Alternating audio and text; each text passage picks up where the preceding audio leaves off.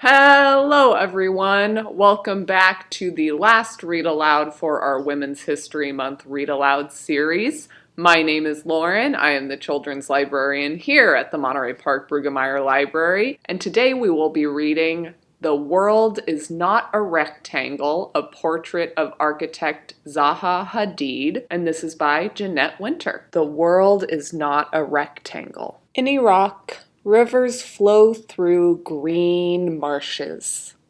Wind swoops across sand dunes and through ancient cities. Zaha Hadid sees the rivers and marshes and dunes and ruins with her father and imagines what cities looked like thousands of years ago. In Baghdad, where Zaha lives with her family, she dreams of designing her own cities. Zaha looks long and hard at patterns in her Persian carpet and sees how the shapes and colors flow into each other, like the dunes and rivers and marshes. Zaha has ideas. She designs clothes for herself. She arranges her furniture. She loves her mirror because the corners aren't square. There are no corners in the dunes or rivers or marshes. Zaha is a Muslim who attends a Catholic school and loves math and still thinks about the ancient ruins. She leaves home to learn more about cities and how to build them. She has ideas.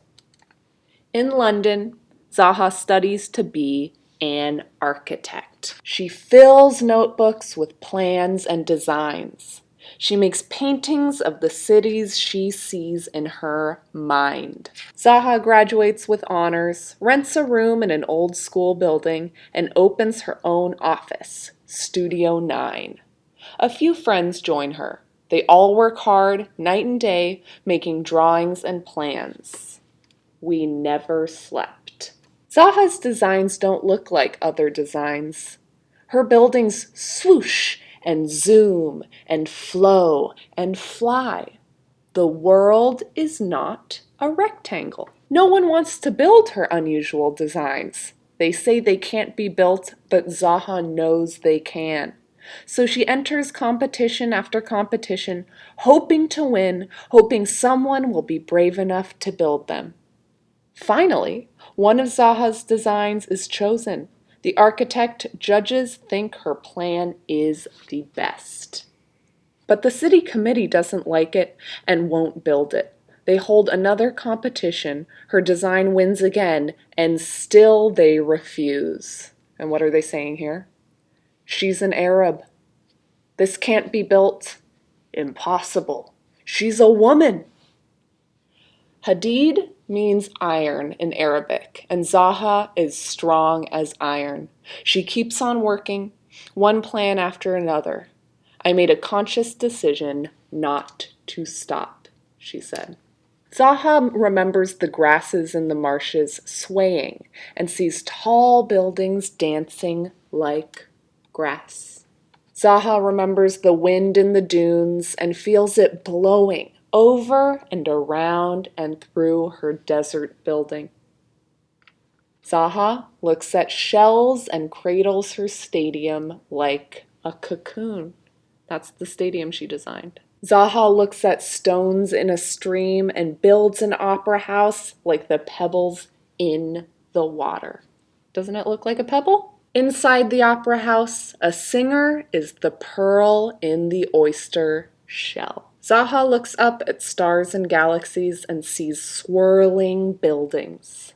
Zaha looks at waves and sees a bridge that moves with the water. Zaha looks at the Alps and builds a museum inside a mountain peak with windows to see the sky and valleys. Zaha's ski jump reaches to the sky like the mountains. Zaha thinks of the jungle and ancient wood temples and builds a wooden building to remember a faraway war. One by one, Zaha's designs become buildings all over the world. We do this so you can be in a simple place and feel good. Zaha is so busy now that every room in the old school building is filled. Over 400 architects work in these rooms, designing, planning, engineering, and making models of Zaha's visions. Before it was just one room, and now it's all the rooms. You should do what you like, Zaha said. Zaha designs a dollhouse and shoes and chairs. She designs a stalactite sculpture and an iceberg seat. And she says, I can't stop thinking. Sometimes when she is working, Zaha's early memories return. The beauty of the landscape, where sand, water, reeds, birds, buildings, and people all somehow flow together, has never left me.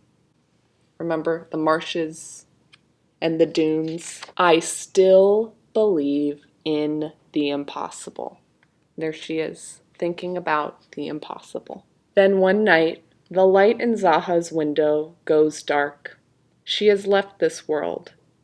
But her architects keep their lights on, designing, planning, engineering, and making models of her visions, keeping her flame blazing bright, even though Zaha is gone. And last, I'll just read the little blurb in the back of the book. Zaha was daring. The world is not a rectangle. You don't go into a park and say, my God, we don't have any corners.